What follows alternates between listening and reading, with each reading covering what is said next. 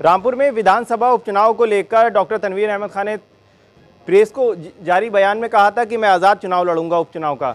तो क्या अब मौजूदा में भाजपा सरकार में है, क्या बात ऐसी हुई थी? सीधा उनसे बात करते हैं। डॉक्टर साहब, सबकी नज़रें अब आपके बयान पर लगी हुई हैं कि जिस तरह से आपने मीडिया में एक बयान जारी किया था कि साहब मैं अपने पार्टी कार्यकर्ताओं से, अपने साथियों से तय करूंगा, उसके बाद आज़ाद चुनाव लड़ूंगा। तो अभी आपकी क्या स्थिति है? क्या भाजपा में ही रहेंगे या आज़ाद चुनाव लड़ेंगे? देखिए, वो कुछ गलत फहमियाँ या कुछ शिकायतें थी, वो हमारे सीनियर लीडर्स ने आन के दूर कर दी। तो वो मामला हम ये सारे कार्यकर्ताओं के सामने अपनी बात रखी। तो सब एक मत से तैयार हैं, भाजपा का चुनाव लड़ाएंगे और प्रत्याशी को जिताएंगे। तो क्या आप आज़ाद अब चुनाव नहीं लड़ेंगे? नहीं नहीं नहीं। तो बीजेपी के कौन कौन लोग आए थे और आपके जो साथी कार्यकर्ता हैं वो आपकी बहुत अहम साथी हैं आपके, तो उन लोगों ने क्या डिसीजन लिया? देखिए, बीजेपी के सूर्य प्रकाश पाल जी आए थे, पूर्व जिलाध्यक्ष आए थे, और दो जो है वो ब्लॉक अध्यक्ष भी आए थे। तो वो उनके सामने हम लोगों ने बात रखी कि आगे क्योंकि चेयरमैनी के चुनाव आने वाले हैं, तो उसमें पार्टी हम फिर आवेदन देंगे उसमें, क्योंकि उसमें रेशो जो है 75-25 का रेशो है। उसमें ज़रा मुश्किल है, क्योंकि अगर नॉन मुस्लिम लड़ाएगी पार्टी तो उसमें मुश्किल हो जाएगा। तो यही सब बातें रखी, तो उन्होंने मान ली इस बात को। क्या डॉक्टर साहब, आपको लगता है कि आपने विधानसभा उपचुनाव में बीजेपी पार्टी से टिकट का दावा किया, अब आप कह रहे हैं कि उन्होंने कहा कि नगर पालिका चेयरपर्सन का आपको टिकट देंगे, नगर पालिका प्रत्याशी बनाएंगे, तो लगता है आपको कि नगर पालिका का आपको मिलेगा? क्योंकि अभी तो आपको विधायकी का भी नहीं मिला था। देखिए, यहाँ पे रेशो जो है ना, नगर पालिका क्षेत्र में 75-25 का रेशो है। तो वो सब लोग जानते हैं इस बात को कि बगैर मुस्लिम कैंडिडेट के यहाँ पे जीतना सीट तकरीबन मुश्किल और नामुमकिन है। तो इसी वजह से जो है हमने ये फैसला लिया था कि एक मजबूत कैंडिडेट उतारा जाए, जिससे शहर सीट पे भाजपा का कब्जा हो। तो आपको विश्वास है कि चेयरमैन का टिकट आपको मिलेगा? जी बिल्कुल विश्वास है। बात टिकट की भी नहीं, और कई मामले थे जो लोगों ने उनके सामने रखे। लोकल मुद्दे थे, लाउड स्पीकर के मुद्दे थे जो मस्जिदों से हटाए गए थे, कई मस्जिदों से।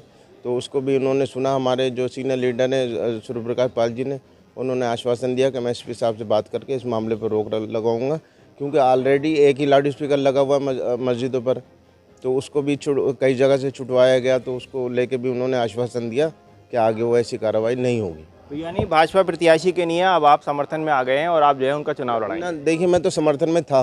कुछ शिकायतें थी, कुछ अपने ग्रीवेंसेस थे, वो हमने सॉर्ट आउट कर लिए। तो ऐसा कोई मसला, मैं नाराज़ नहीं था, ना मैंने पार्टी की सदस्यता से इस्तीफ़ा दिया, ना ऐसा कुछ हुआ।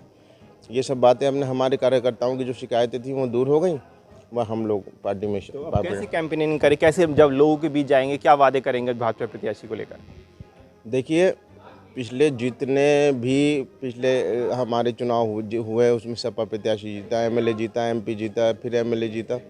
तो इस वजह से जो है, और वो सब जेल में। तो जनप्रतिनिधि पब्लिक के ग्रीवेंसेस, शिकायतों को सुनने के लिए मौजूद नहीं। तो यही बात है कि ऐसा प्रतिनिधि चुना जाए जो मौजूद रहे, जो शिकायतों को सुने, जो पब्लिक की शिकायतों का हल करे और विकास की बात करे। यही बात हमने रखी। तो अब आप क्या सोच आगे है और क्या कहना चाहेंगे?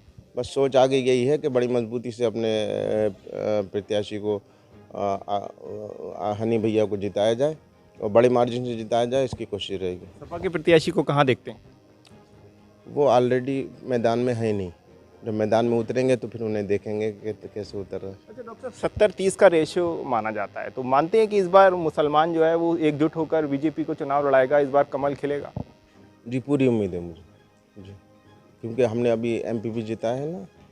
एमपी काफ़ी अरसे के बाद हमारा जीता है। सपा का कब्जा था यहाँ पर, इस सीट पर।